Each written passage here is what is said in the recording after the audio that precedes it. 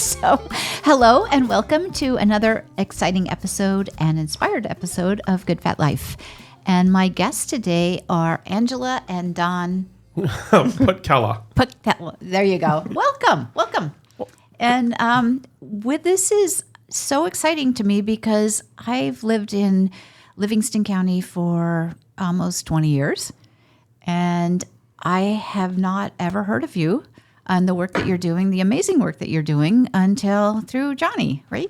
Yeah. Here at Speakeasy Podcast. So tell me, where did your idea come from, and what's your focus? Well, we're really excited to be here, so thank you so much for having us on. We have a podcast called Welcome to Livingston, and our podcast is kind of born out of the fact that, well, we both have a little bit of a different view on it, but the idea of there's so many amazing things happening in the county, and there's so many great businesses, events, causes, and so often people don't know that they exist or that they're going on. Originally, it was this idea of there's so often that I get off the freeway or I'm turning on to Main Street or Grand River and Howell, and there's a festival going on. And I'm like, I had no idea that was happening. And it would be so nice to give voice to those things, to let people know the amazing things that are happening in the county. So I had an experience a couple of weeks ago. It was during Melon Fest. Mm-hmm. And one of my branding partners, Santa Claus Cleaners, was delivering Melon Fest ice cream.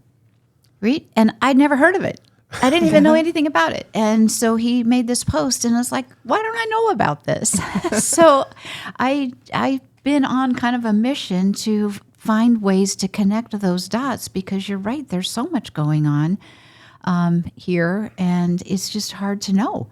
Right. And that's a great example, because like the melon flavored ice cream, you can only get it for like that week of the year each year, and it goes fast for the people that know about it. And then other people like you, it's there every year, but never knew it existed. Never knew. And as we were kind of talking earlier, I'm a West Coast native, right? And so Michigan is got the seasons, and there's so much cool stuff with the season. Right.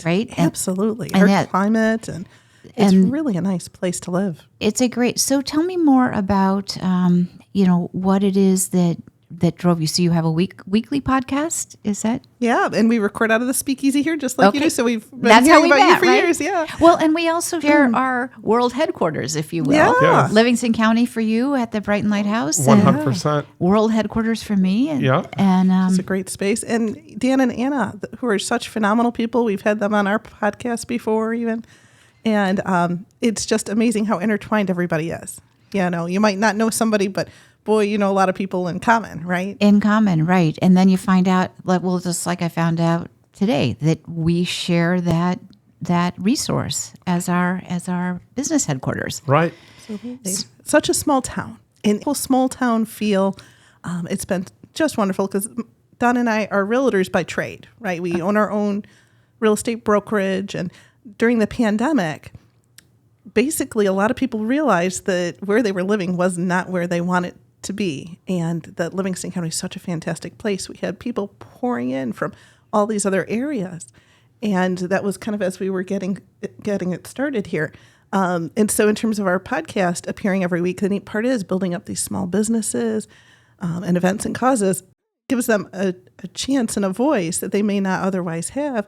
And they're such a part of our community, and our community is so important and special to us that it's nice to be able to kind of give back in that regard. And then all of these people that have moved in the past couple of years, they can get to know the county better. And then for those of us like yourself and us that have been here 20 years, get a chance to know about things that maybe you walked by before and never knew it was there, or just to fall in love a little deeper to where it is that we live. So what gave you the idea? I always love to know, because it's magic to me how somebody has an idea, right? And then now here you are. What 190? No, 109. 109. Okay, I knew there was a 9 there. Yeah. So 109 podcasts later, where did that come from? Well, Don always was talking for years of we need a podcast. We should do a podcast. Yeah, I always love listening to podcasts and such. At the gym and the car, and there's such a variety of different ones out there. But I always like the ones that tended to give something back, that you got something out of the podcast, whether it be motivation, self-help, talking about different things, bringing guests on. So I love that idea of being able to share what we loved about the community and the things that we can bring to other people, but then being able to bring people on to talk to about that. And one of the things that came out of it that I really love is hearing that backstory of the different guests on why they started their business, why they're located in Livingston County. So, and then talking to them, it brings other people in. So, it's surprising sometimes where a show starts out, different things you learn about people or about what they're able to bring to, the people listening. We love that about it. And we just love talking to people. And like Angela said, we love trying to build other people up, because a lot of these businesses or causes or events, as she says, they don't have a marketing budget. And it's about being able to get the word out there to other people about, look at this great resource that you may not know existed. And they have their socials and they have their website, and to have something that's evergreen. We say, hey, let's not talk about this specific event here or that, or your prices even. Let's have something that you can be proud of and use even for years to come. To pull that back out, and just the joy that gives to them of like, oh my gosh, I really want to do better with this or that. And to have this as a resource that tells their story is so powerful and such a part of what this community is about, and looking out for one another. Wow. I love that. You're making my heart sing, right? It's because there's an amazing community here. Yes. Wonderful people. And you're right. With the Melon Fest, the ice cream is I had no clue. Right. It seems like every day there's something that pops up where you're like, I had no clue. And how is that possible, living in and being part of this community for almost 20 years? Right. Yeah. How is that possible? So tell me what it is that you have such a passion about Livingston County. What is it? What are some of the things that you love most about being here? To me, it's the people. People are kind. People will, open the door for you as you're coming in, and they've come in before you. And, sometimes I'll go in town where I used to live, right? And everybody's just in a hurry and cutting each other off. And it's just, rotten, frankly. Okay. And here is just so nice that I feel like, people are just, they let you out in traffic, and it's, I don't know. It's hard to describe. And I think the sense of community is a big one, but we have 3 kids. So we've raised our family here. We've had one graduate from Howell High, another one's at Howell High now. We have a daughter that's in Brighton, because we actually moved during the pandemic about 4 miles. So we went from Howell Public Schools to Brighton Public Schools. But it's that sense of when you raise your family in a community, you get to know it in a very different way than someone that's, in and such, because, I've been a Cub Scout den leader, a Cub Scout master, I coached, how many things have I coached? Oh my God. Like all the different sports, the T-ball, the 4 years of basketball. T-ball. I did basketball, I did soccer, and now I have 2 sons that aren't exactly the most sports-minded. So the things happen. But, Right. you go through all these things, and you get to know so many different aspects about the community that, you become a huge part of the community. Right. And then you want to share that with other people. Totally understand. We moved from Chagrin Falls, Ohio to Michigan, to Brighton after our kids were all out of the house. Right?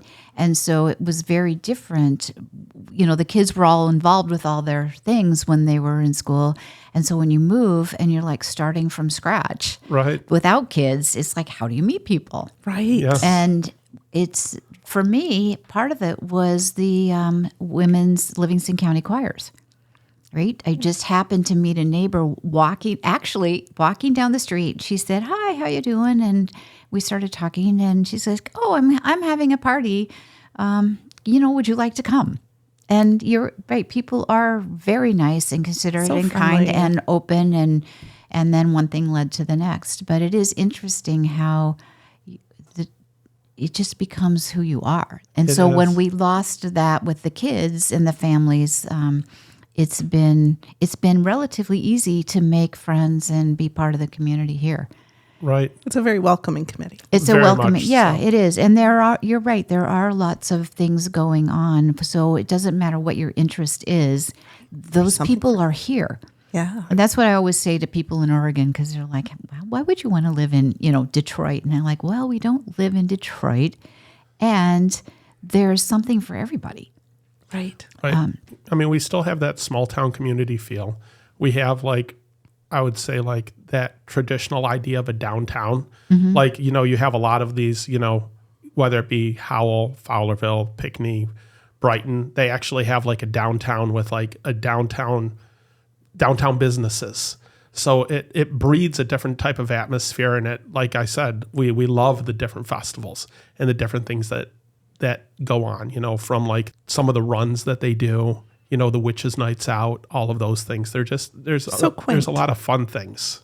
The personalities, even in terms of, as our son went and visited his girlfriend in New York this summer, it gave him a better perspective about our community. And as she was here visiting anyway, too, just this quintessential downtown that, you might see in the movies or something like that of, we have that right here, that it just is really remarkable because there's so many people in the United States that don't have the wonderful things that our community does. And here we kind of take it for granted a little bit. Well, that is a really great point, is that it's easy to take it for granted when it's what you know.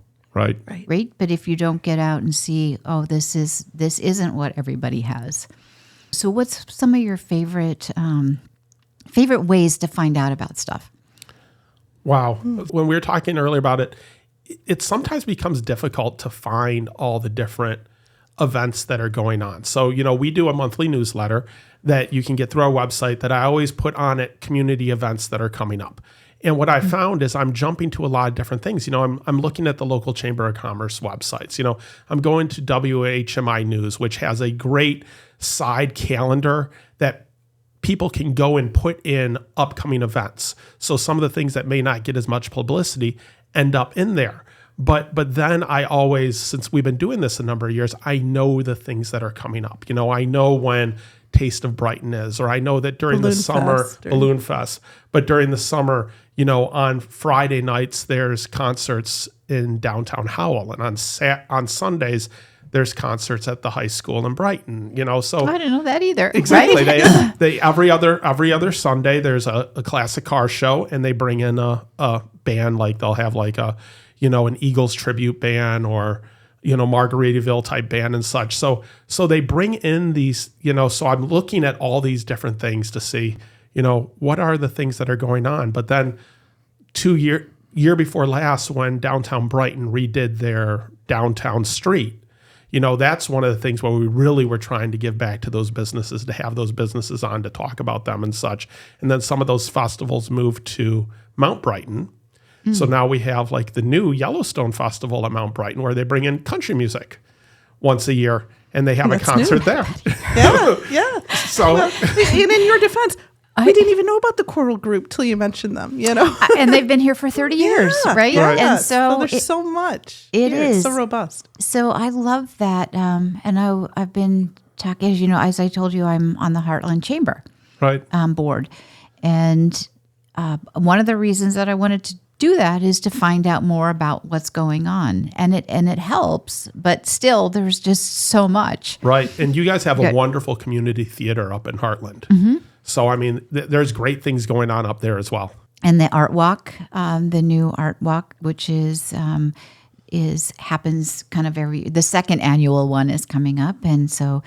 Yeah, you're right. And there's all these wonderful artists in the area. There are, and one of the things that Heartland has that we have not been to yet, I've had it in my newsletter and I've wanted to go to it, is the polo. Oh my gosh. That you have once a year. That is. So that's on our wish list for next year to go to that. All right. Write that in now, because it's just really fun. It's just a fun evening, and it's out of the norm. You get to dress up and wear beautiful hats, and yeah, you're right. There are a lot of things here. So I'm really excited about getting on your newsletter, Yeah. right? And checking out listening to your podcast so that I know what's going on. and especially after COVID, it was so easy to get used to being at home, Right. right? Because that's what we had to do. That now it's just like, okay, what things are going on that would be fun for us to do, and I can get it in the calendar. Exactly. One of the things that's so neat to me is we attend some of these festivals or even just going up to the grocery store and to always run into different people. You never know who you're going to bump into. And it's just really exciting. And it really solidifies that small town feel because it's those friendly faces and, oh my gosh, I haven't seen you in a while. And how have you been? And how are your kids? And there's just such magic behind it. And I grew up in a town, it was like population 400 when we moved there. Wow. It was very small in Oregon, up in the hills. And, there's all those jokes about, small town, everybody knows everybody. But there is something magic about that. And so Livingston County has, it's big enough that there's lots going on, but it's small enough that it still feels local. Right. Yes. Right. And there is something wonderful about walking in a shop where you have a relationship with the owners and you want to buy locally. Yes. Right. Right. Yep, 100%. And that's one of the things we really try to push is this idea of utilize those local businesses and go in and check them out. Some of the great ones, like we had the Great Harvest Bread in downtown Brighton. I love Mac. Mac is the sweetest. I don't know if you know him or not, but such a fantastic individual in giving. And then 2 doors down, we had Culture Beer and Cheese on, and then we joined their Cheese of the Month Club, which is... I don't know about that either. Yeah. But it's one of those things of like, you don't realize the resources that you have until you start to look for those resources. That's a great... I love that, right? Because there's so much... It's so easy... somebody always says is like, if they're 100 miles away, they're an expert. Right. But we could have all this expertise and resources right here. But when it's right next door, it doesn't, we don't look at it the same way. Exactly. And so it's a way to shift our thinking. Right. Like what's here. Just even an example, like I'm a big reader and I love the bookstore downtown, there's 2 dandelions. 2 dandelions, yep. Right. And it's so cool that they've expanded now, right? Mm-hmm. I always get my books there. Right. Even though it could be easier to order it on Amazon. But supporting local is such a big deal. But it's so much fun to go into the shop. That's true too. Right? Yeah. Oh, but It's then that I always personal end up getting a connection. couple extra things, right? Of course. But you were saying in terms of, we don't even know what we have here. You had mentioned this world-class hat maker that's made hats for the Queen. Yes. Wow. Right. That's She's so in fantastic. Farmington Hills. We do have so much, and that's kind of one of the fun things about and we have a polo club, right? Right. So here neat, in our own county. Yep. So, well, good. It has been so much fun to hear. I'm really excited about what's possible and to check out your sites and listen to your podcasts and to support local. There's just something, like you said, magic about supporting local. Absolutely. And I must say to the readers, reminder, we have supporting local here. We are Good Fat Life, and it's a multimedia company. So we have the magazine, we have the podcast, we have events. One of the big things for us is, and this comes into local, is taking the magazine and bringing it to life so that it's experiential, so that we have events and workshops and ways that it's not just, you're not just reading about something. Right. You can experience it. Yeah. So like if you're reading about Qigong, about energy movement, you can now go and have that experience. And then we always have ways that you can follow up those experiences so it's not just one off, right? You can make it, for me now, it's become a part of my daily practice, which is, if you had asked me about that a month ago, I would have said, I don't even know what you're talking about, right? So thank you so much to Angela and Don for being our guests here, and it's welcome to Livingston. Yes. And so check them out. Thank you. Thank you so much. Thanks.